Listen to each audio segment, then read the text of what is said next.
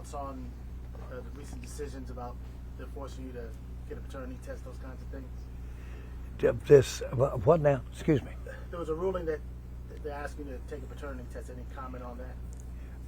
I don't. Those are as it turns out, those are legal matters, and I can't talk about them right now to some degree, but that'll work through, and I expect much perceived better news in the future.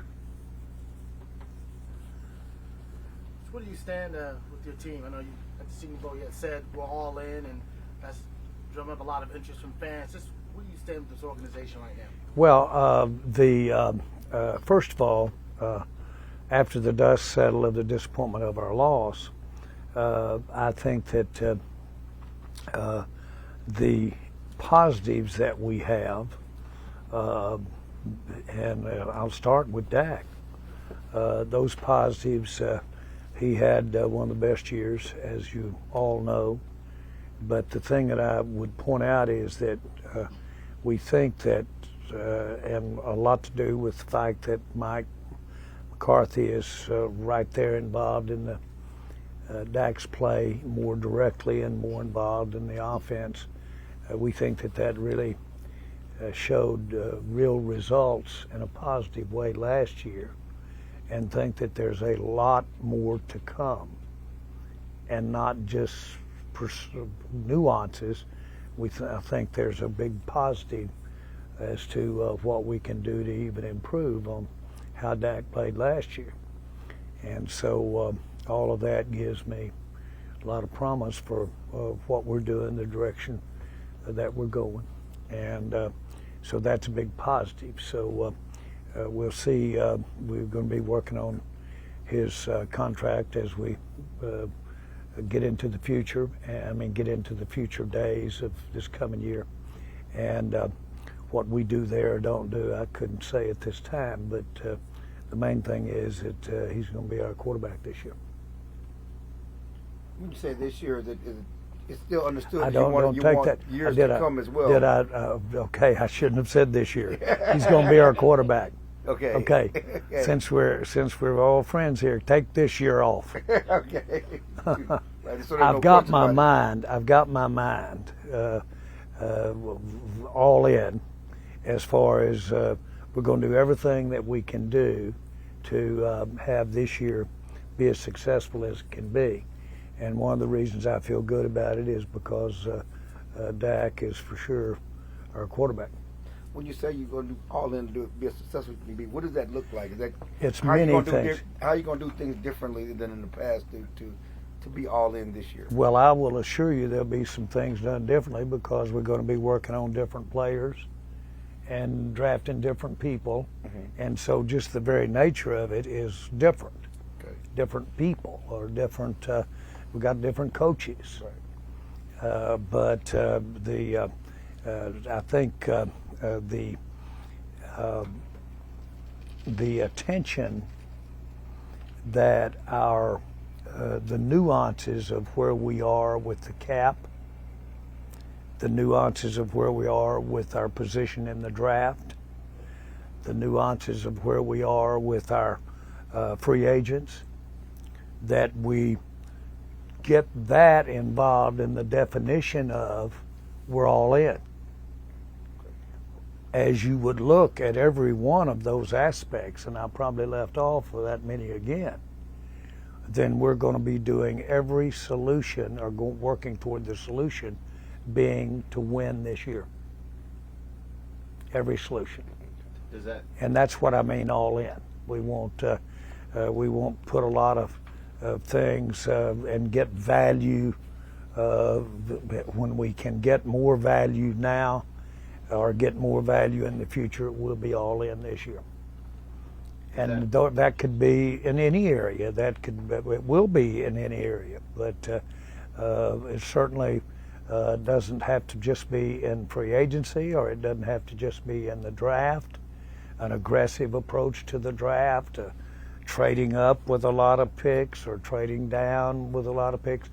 We will just have in mind the team that's going on the field this year. And we all know that every team in this league has limitations as far as where they are on the cap and where they are in the draft and where they are with their free agents, who they can use the franchise tag. You only have one. All of those kinds of things. But my point is that we can be better. Dak can play better, and he had maybe, you could argue, one of the best years he's ever had in his career. But the good news is that I'm convinced that he can play better, and I'm convinced that we can do some things better all the way around, and so we're all in. So it doesn't mean you're going to play in the higher part of the free agent market? That would be somebody taking one part of 10 things we're doing. Okay, We're drafting, we're doing anything, and we will see whatever we do in free agency.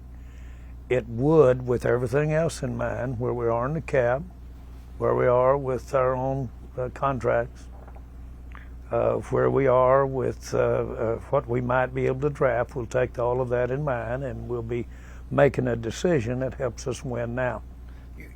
You signed Zimmer. So you could have a free agent that, and rather than have that free agent would cost you as much as 3 other players would cost you. Well, we're going to be all in with the 3 other players. But is that... That's all in. That's my point. The definition of all in might be a trade like we didn't make, or we didn't sign a player last year or 2 years ago that we ended up with 3 players for. That's all in. What we're talking about now is, what did I mean when we said all in? Okay, your definition of what is all in and mine might not be the same thing, but I'm trying to win the games this year with my decision. So I'm all into this year. And I guess the question, how is that different than past years? Because you've always been trying to win games this year, theoretically. I've drafted quarterbacks for the future. Okay? Mm-hmm. I would be reluctant to do that this year. Okay. That's an example. Right. How does and use a top pick use our first pick for a quarterback this year for the future. Right. If you had an opportunity, there you are at 24, and the greatest thing since ice cream's he's sitting there. Yeah, you'd be reluctant. I'd be reluctant to do that this year. Let's call all into this year. Zimmer's on a 1-year deal? Zimmer is on a 1-year technical deal, but not necessarily here just for 1 year. But to answer you correctly, his contract is 1 year. How does having your assistants all on a 1-year deal play? They're not all on 1-year deals. Number one, the assistants aren't. But I will say this, that I've had it both ways. Sometimes a year creates a lot of energy and a lot of aggressiveness, and so I've never had really anybody, player or coach, that I could see one bit of difference in their effort or their wanting to win or doing what it takes to win, whether on a year's deal or a 5-year deal. I've never seen any difference. Does it add to that sense of urgency, though, with 1 year with the head coach, all them aligned on a 1-year deal? Did it add to the all-in mantra, or? I think that we should. I think that that we can confuse other things you're trying to accomplish. You're trying to confuse that and make that fit something that is a little bit more ambiguous. So I would not want to do that. In other words, is that all in because we got you on a short leash and you got to work harder, you got to win more games or something like that? I'm not doing that. That's not what I'm doing. I saw a headline today that all in means perform. That's the financial part of it, and that was the prudent thing to do as we're going through. Really, this year, as we're going through some of the staff changes we're making because of Quinn's departure, and because of where we were with Mike. I said when we announced Mike, that does not in any way rule out with me making an extension of Mike before training camp or during training camp. I've extended contracts on coaches all during the year. But it's the way we set the one up with Mike, and I wanted to do it that way, and he agreed, and so on. But I wouldn't, again, I'm being redundant here, but I would not look at contracts, player contracts, what we do in extension of those, and try to put it in a category, well, what have we got after next year? What I don't want to happen is I'm going to be around here a long time. So we've got a lot of years ahead of us. So I'm not going to do anything. First of all, the rules prohibit you from doing some things that would cut your nose off, spite your face about 3 and 4 years from now. We're going to want to win one then just as much as we do now. But when we do get a chance to make a decision that's not dumb, and it's for performance opening day, you'll see that way. I guess people from the outside would say if your head coach is in the last year of his deal and your DC has a 1-year deal, whatever that, if it's not a championship, then there's going to be change made. That would be the perception from people on the outside. And I see that. And but it always has been. I've made changes in coaches with years on their contract. And so I've done both. The way we did these particular contracts were what they are, but they're not all assistants aren't 1 year. There was some obvious. But I see the perception. There was obvious frustration after the loss and disappointment, and obviously it was shocking. Are you re-energized? How do you shake the mindset of the franchise? Are you re-energized now after that Green Bay loss? You see a new energy for this season? I wouldn't say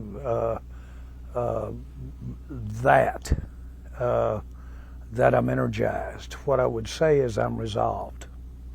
We had a very disappointing finish.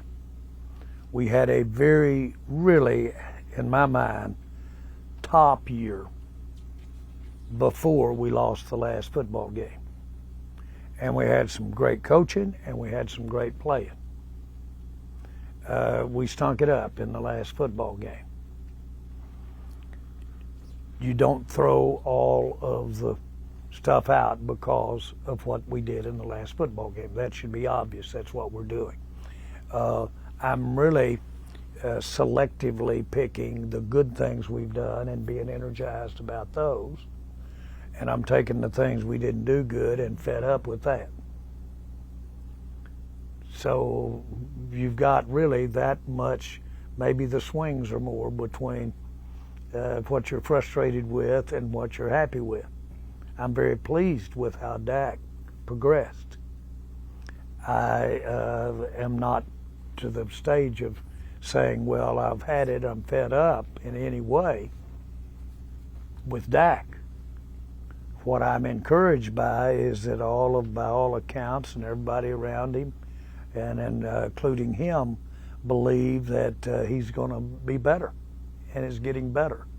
And that's really a positive thing when you consider he's a 7-year veteran. So I'm both. But that's no problem.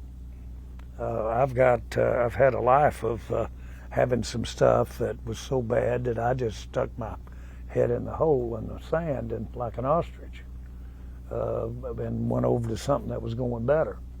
It's a good thing about having several things going.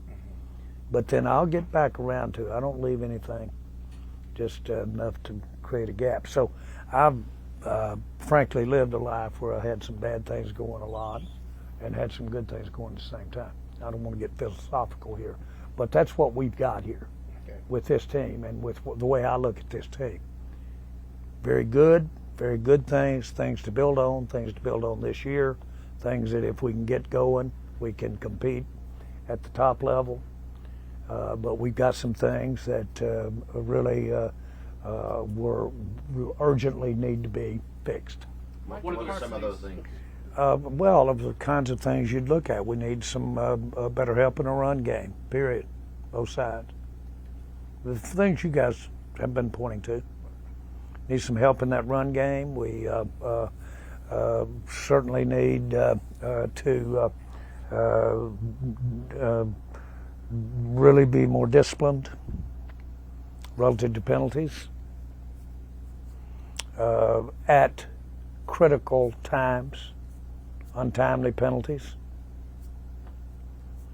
and those come to my mind. At the same time, we are going to certainly probably lose players. So we need to have some of the younger players that we have step up and be a part of what we're doing on both sides of the ball.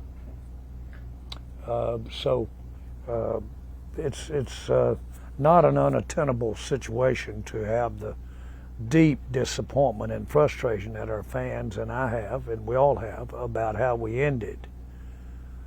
But to also be not foolish about what we've got as a team and not throw that out with the bathwater and build off of that, and that's what we're doing. Micah, and a couple of players alluded to that maybe a culture problem, adjustment. Do you think you guys have a culture problem? What's keeping you back from playing in January? What is culture? I'm asking. I really won't hear your definition of what culture is. I really can't say. When I look at our team, we need to be able to stop the run better, and we need to be able to run the ball better. If that's culture, then we got a problem. So But you I'm don't not. feel a sense of I'm entitlement not, or anything like that? no. Okay. No. With players. Yes, we'll play. Talking about, Yeah. no, not at all.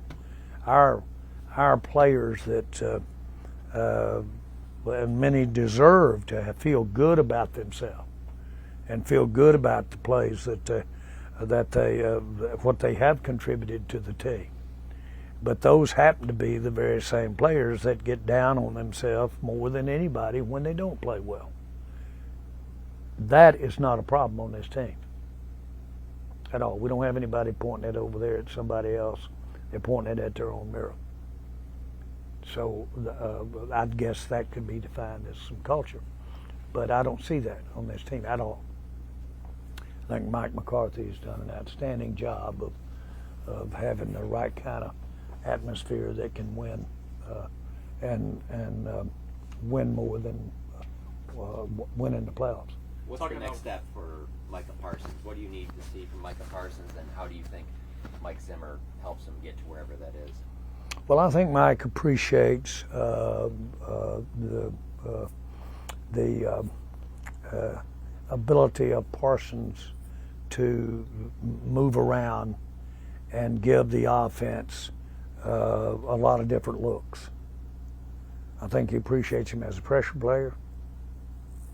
That's his main forte, is pressure. But I think he also appreciates him to the extent that anything we can do, if we're going to ask him to do that much, to give him some real extra support to be a player that you ask to do that much with. That's Mike Zimmer. Not that is the support. I'm just saying that's his thought about Micah Parsons. And going with Zimmer? How much did that decision factor in with what he could do with Micah? How much did that play a role in when you? Well, I think Zimmer is an outstanding coach and knows how to win and play defense in the NFL for sure. I do. And so I have deference when Mike talks about how this would be a good way to work and coach Micah and create challenges and problems for the offense. I give him a lot of deference. He's been there a lot and had a lot of success. And plus, he's got experience and imagination. I think he's a good fit for us. Talking about running the ball better, Tony Pollard hitting free agency. What's the organization's view of how he played towards the back half of the season, and have you all had the opportunity to meet with his representation ahead of the game? I think Micah played well. Tony Pollard. I mean Pollard, I'm sorry. And you did say Pollard. But I think Pollard played well. And he's someone that I would have thought, looking back, that would have had more, let's say, more impact for us in the games that we didn't play well in.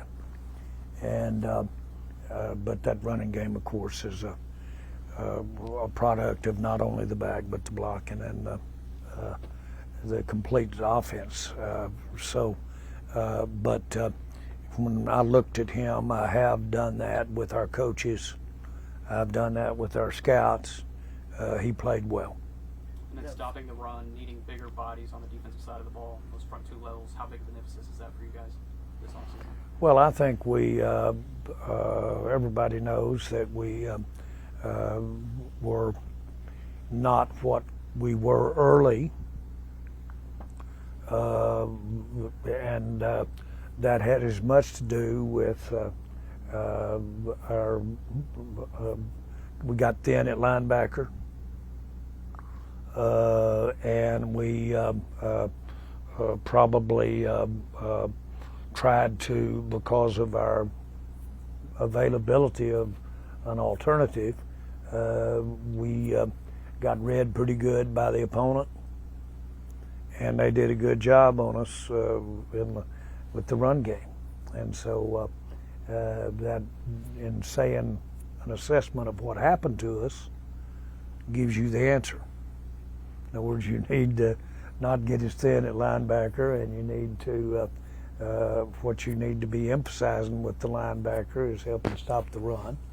And then while we had some guys get in and do some good work in the middle, we could do better, and we could stay in our lanes better. And I think all of that's very doable. I've seen Zimmer, from a standpoint of his experience alone with the Cowboys over the years, address these very issues. So feel good about it. Dan Quinn would have addressed the same issues. Dan Quinn would have, in my mind. And so it's no rocket scientist here on what we need to bolster up here to complement what we want to do with what Micah can bring and some of our other guys, what we need to do. It's in my mind, it's very fixable for us to be better defensively than we were at the end. Jerry, with Dak, it took you a long time to get that deal done with him, a couple of years, work out, finalized. You can't tag him after this year. How do you bridge gaps quickly to get something done to help cap-wise this year and maybe help cap-wise? We don't need to, but we can if everybody wants to solve it. You can. And so how is you get in and get on the same page and see if you can come to an agreement. If you can't, what we have in place works. And so obviously, if you do it one way, then that gives you, you'll be working through some of the other areas on the team in a different way. But you can't really plan on that until you see where you are there. That's what we're doing. Is there fear that this could be his last year? Do you have that fear at all? That I don't fear. No, I don't fear that. No, I do not. Why not? Well, because I have got my mind on being better than we were last year, and that's where the focus would be. Every player you got has some time when his contract's up. You would walk around with the shakes if you feared it. You can't, because they all come up. They all can get hurt. Quarterback difference. And they all can lose some talent. So all of that is not fear. You said, do I fear? And I know you're asking for a reaction to that. It's my job. It is my job to, when somebody gets hurt or when their career is at an end, or when you don't get things negotiated, it's my job to do something else. And first of all, if you really want to get it done one way, then what do? You compromise yourself. I mean, not yourself, you just compromise and do more their way. But if your decision is that, well, that's too far, it'll cost me 2 guys over here, then you don't do it. That's every day in my life. You mentioned earlier that you had to get some resolution on which direction you're going to go with Dak before you could address other things. When do you need to? Just all we need to do is see if we're going to try to do anything. If we're not, then we'll go another way. When do you need to know that information? Don't need to. We can go another way right now, but we really want to sit down and discuss it and see how we go. Do you feel like without an extension? Go ahead. Do you feel like without an extension you could still have that all-in approach? Absolutely. Absolutely I do. Yeah. Yes, I do. And because what is the all-in approach? The all-in, I'm not going to going all in if I don't get an extension. We don't have a situation like that. Where do you stand with? You just have to adjust where you're going, how you're going all in. Where do you stand with CD? I mean, obviously, you guys have expressed that you want to take care of him long term. What are your thoughts about getting that done this offseason? Well, we want to. We publicly have said we do want to. In the future, we're going to extend. Our goal is to extend CD and plan to do that. And the detail of that is not something that we should discuss that way, because just the way you do business with their own people's business. But the point is that, yeah, we do want to extend CD. Tyron Smith, guy's been here a long time, potential Hall of Famer. How difficult is that decision in terms of, obviously he's a free agent, but how difficult is that, those decisions when you talk about bringing him back if you want to? We have had such a great relationship, and with his time, he really is one of the most remarkable people that I've had a chance to be with in the NFL, everybody considered. And what he has been, and he's still so young, but I remember how young he really was when he first came in and some of the challenges that he had. And so we'll get in there in the right way and discuss his business and work out something that's good for both of us. He's had a great career. He's a Hall of Fame player. He's a Hall of Fame. And not only that, I think his personal life is one of the great stories that I have been a part of with players or coaches or anybody, commissioners or anybody in the NFL. So where I'm going with this is that certainly we want to get something that would have him on the field. I can't tell you how good a shape I thought we were in with him as we got into the playoffs and his health and where he was. Thought we were just where you want to be. And I give a lot of credit to Coach Mike McCarthy, him, of getting it pushed up there to where we had him just right as we went into the playoffs. What of this decision with Vander Esch and his health? Have you been informed by his agent about what his future may hold? Met with him today, saw him today, and not informed, but understand that we've got a something of a as far as his career is concerned, it's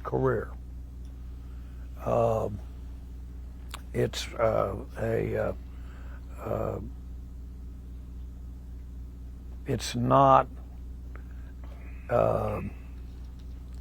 it's divorced from my mind. It's divorced from a decision of football. Okay, and in his case, football is a big part of his life and his profession, his career. But it has to do with his long-term well-being and long-term life. And so we're not only going to support whatever he comes up with, we're going to, when we visit and talk, it will be with the sensitivity of somebody you think a lot about. And to the extent that he is taking undue risk, then the conversations will reflect that. If that makes sense. Good time for one more. Michael Gallup, he's got an early trigger on his salary coming up this month. You have to make a decision on where he is. Where are you at determining? Don't have a decision that we would like to talk about right now. It's one that we'll be going over with him, but nothing that we would say independent of without him being involved. We need to sit down and go over his stuff with him before we talk about what we're going to do or not do. What has he meant to this team, the building, just Gallup as a... Well, what he means is reflected in his salary and the deal that we gave him, and that's exactly the way we feel about him when we gave it. But again, going back to today and what we need to do today relative to what's available, we'll have to really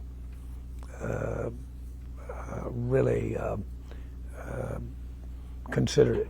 We've got to really give that consideration. Right.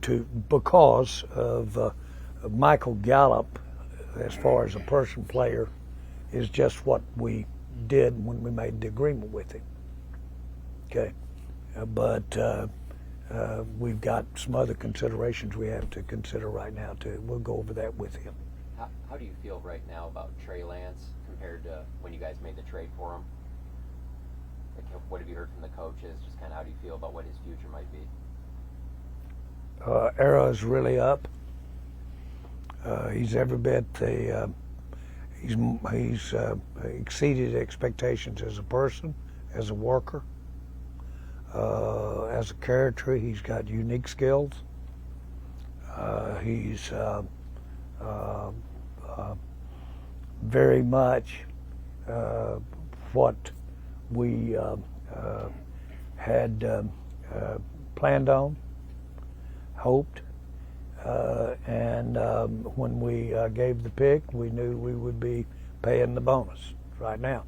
That was a part of the same decision, but that's been reinforced by what he's been with the team and the person he is, and potentially the player. Now we don't know any more on the field from experience in games. We don't know any more than we knew when we brought him on, and that is his college and that is his time at San Francisco.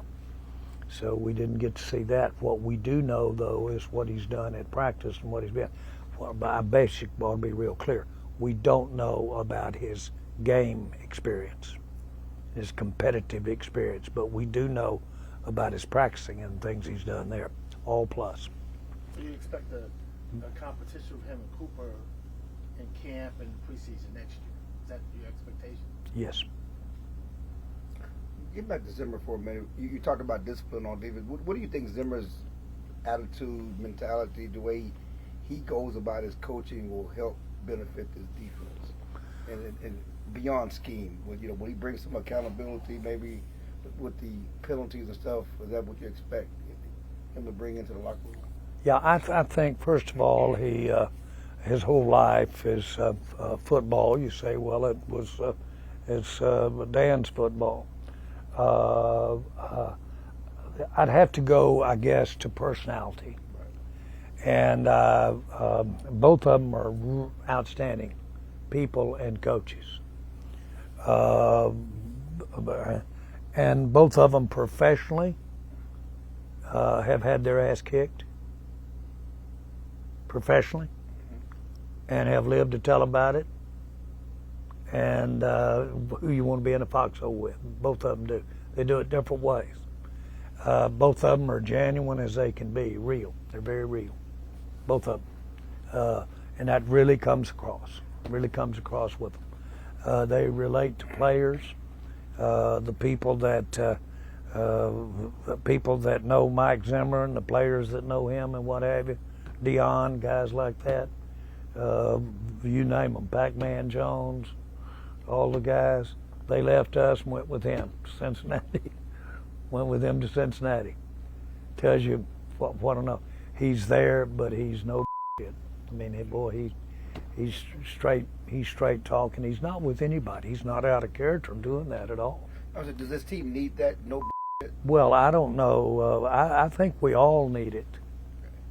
I think everybody needs some of that. But nobody can really do that unless you know they care about you. If they care about you, they can do about anything they want to do with you to help you. And I'll never forget, I may have told you guys, but I had a coach, and he was beloved. He was certainly, I thought a lot of him.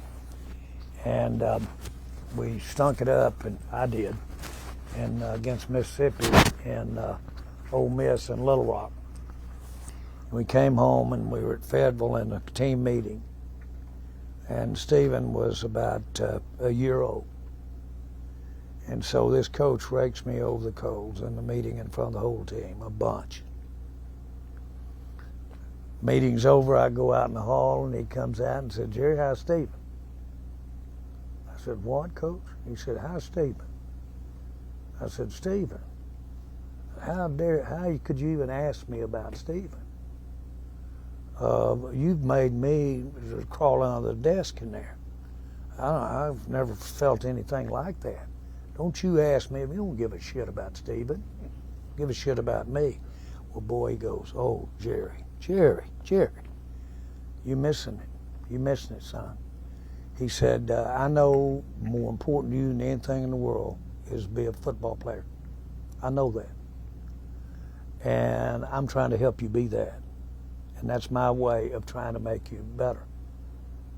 I love you, and I do love Stephen." And of course, the guy later on, when I got in business, I went in business with him.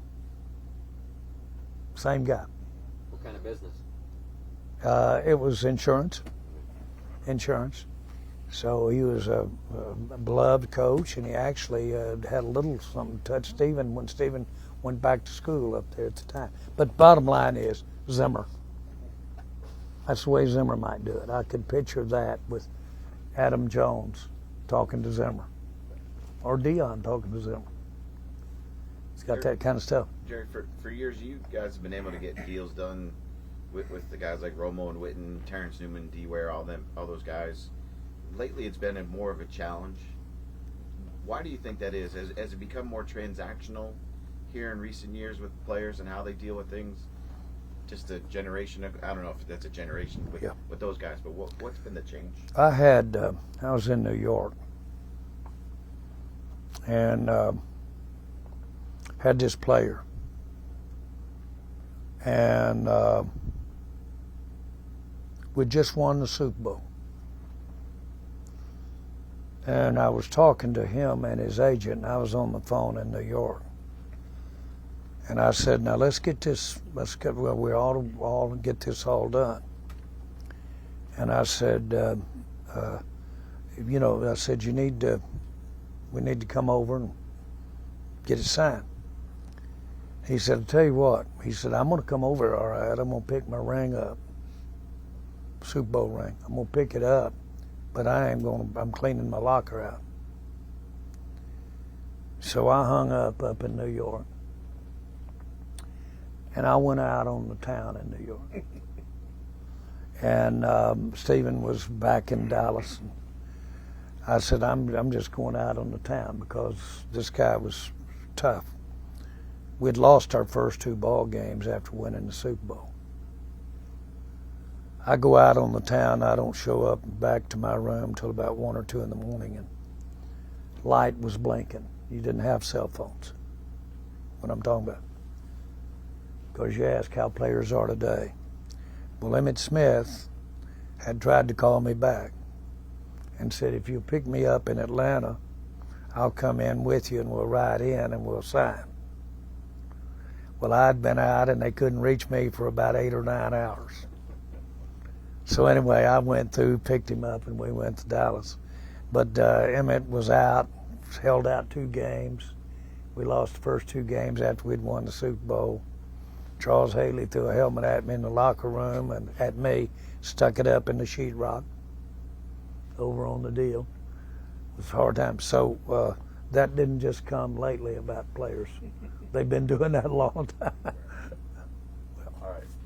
Thanks, guys. Thanks, guys. Gotta get rolling.